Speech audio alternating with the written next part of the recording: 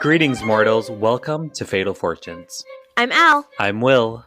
Join us for a deep dive into some of history's most fascinating characters who live dangerously beautiful lives and whose legacies haunt us today.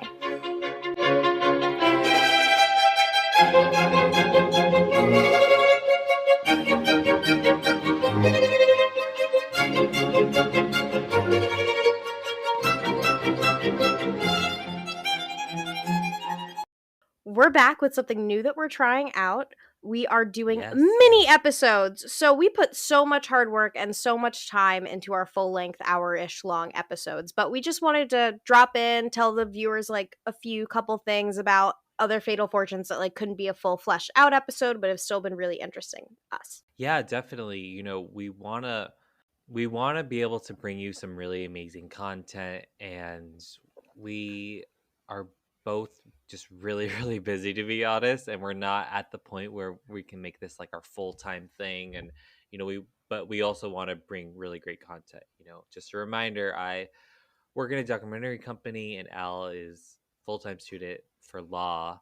So, we're busy, but that doesn't mean we have no time to, bring you some amazing mini episodes, some mini-sodes. So we're going to be, exploring people that we like, and maybe we'll do a full-fledged episode of them later. So let's hop right in. So our first mini episode is on Dustin Diamond. A lot of you may have not heard of him, but he's been back in the news recently in 2021 for a reason you shall soon find out. He was born in 1977, January 7th to be exact, and that year, a lot of things happened. This even seems like a more boring year than 1922. However, Elvis died. The Centre Pompidou was opened in Paris, which is a place that I personally love. Fleetwood Mac's album Rumors is released. The first Chuck E. Cheese, I know we've all had a birthday party at Chuck E. Cheese, was opened. And Djibouti gained its independence from France. What are you drinking today, Will? I'm really boring, and I'm just drinking water because I drank way too much beer last night and too much coffee this morning. Let's hop right in. So Dustin Neil Diamond was born on January 7th, 1977 to Jamie and Mark Diamond in San Jose, California. Both of his parents were computer engineers, and he was raised Jewish. Will, how close is San Jose to where you grew up? Pretty far. That's like near really? San Francisco. Oh my God. I guess in the south part of California. So that's like oh my God. 9 hours. I don't know why I thought San Jose was near San Diego. My fault. So from the time Dustin was 10 years old, he had started acting. Only a year later, he began starring in the role he would be most remembered for as Screech in Good Morning, Miss Bliss, which originally aired on Disney Channel. After one season, the show was retooled and began airing on NBC as Saved by the Bell. A really big show for 90s kids. All in all, Diamond played Screech for 13 years in 3 shows, which is unprecedented for almost any actor. While the producers tried to keep the set PG, Mario Lopez says in his book on his time on Saved by the Bell, he says that Diamond would leave Polaroids of his penis around the set. The character Screech was always written to play the butt of the joke, and eventually this takes a toll on Diamond psychologically, and he turns to alcohol. Sounds familiar.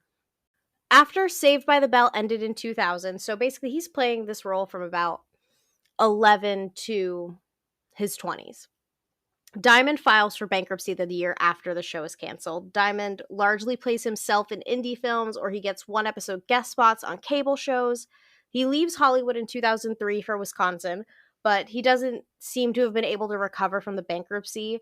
And in 2003, he goes on Howard Stern, love, and appeals to listeners to buy $15 t-shirts that say, I paid $15 to save Screech's house, and he has to spell Screech with 3 E's because the character name is copyrighted. Can you imagine? How often do you think people go on Howard Stern asking for money? God. He's only 25 and his house is going to be foreclosed on. That's not very often. No.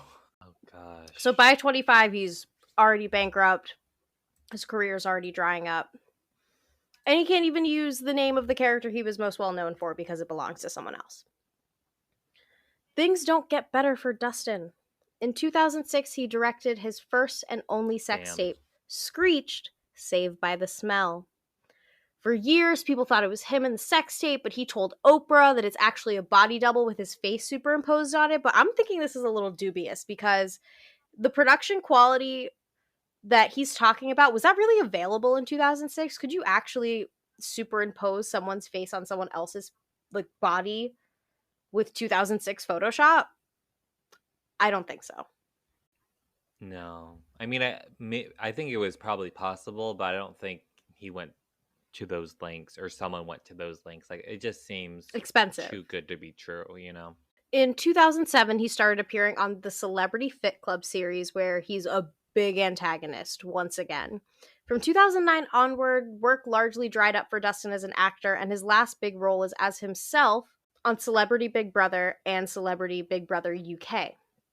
In 2009, he also got married, the same year that he's on Fit Club, to a woman named Jennifer Missner, but they are separated and divorced by 2013, and they don't have any children.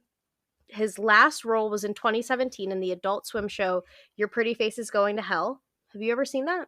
No, I haven't. Is it good? When Saved by the Bell was rebooted on Peacock, he was not asked to join the cast. That must have hurt. He was the only one not asked to come back, and he's the only one who's in all three of the different Saved by the Bell, like Earth, Land, Lore shows. Fun fact, my landlord, Max, who is no longer my landlord, but he like just left as the position, but he was when I first moved into this apartment that I'm in now. He was on one of the spin-off shows as a series regular, Good Morning Miss Bliss. So he knew Dustin Diamond. He worked with him. Oh my god. Yeah, and now he's a landlord. Oh my god. A real estate agent. The connections. The connections.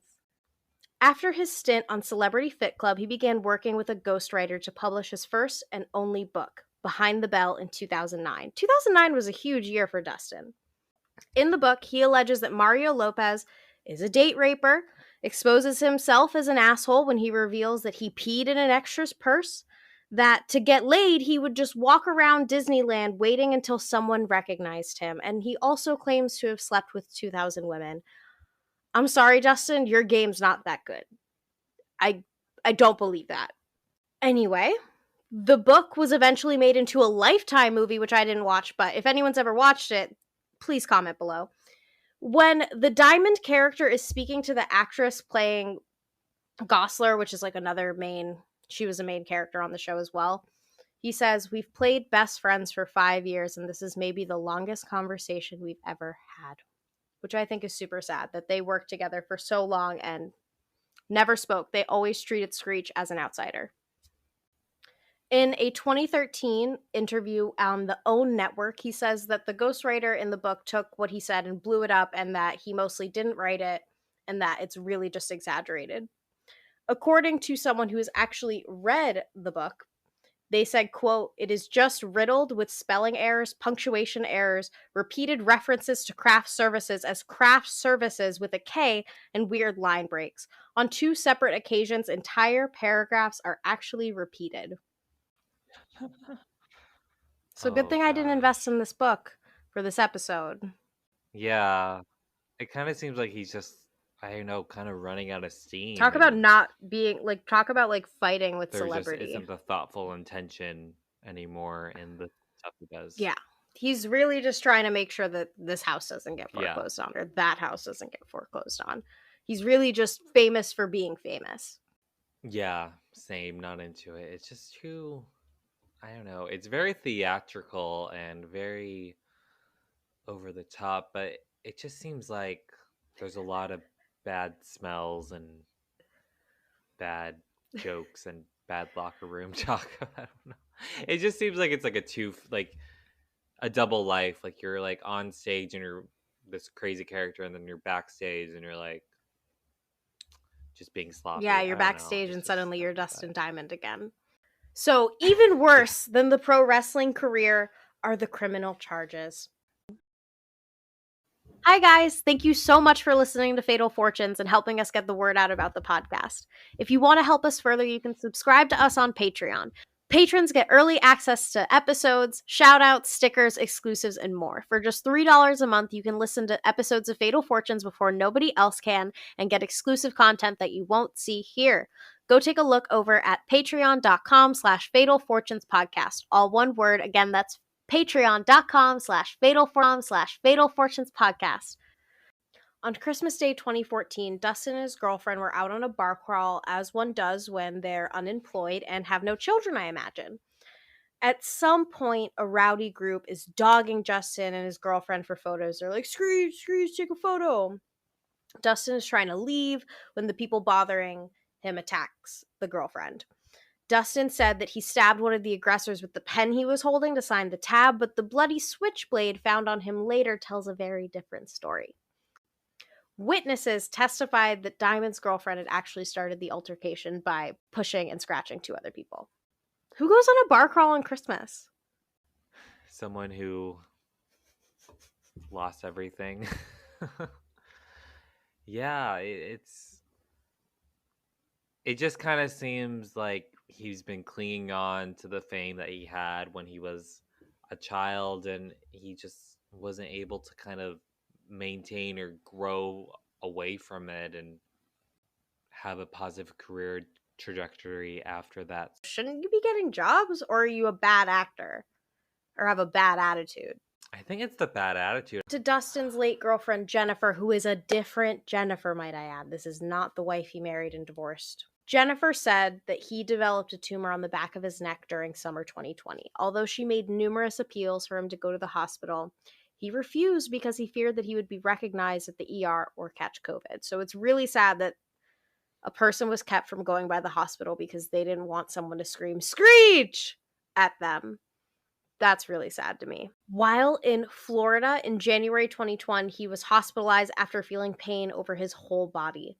After a week or so of worry, he's diagnosed with stage 4 small cell carcinoma.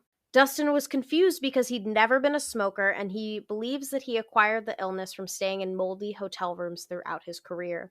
Dustin underwent 1 round of chemo, but the doctor said that there was nothing they could do but keep him comfortable. He's discharged from the hospital to hospice care at a friend's house. As the group is preparing his hospital bed inside, they realize that outside on the gurney, Dustin isn't breathing, and he has a do not resuscitate.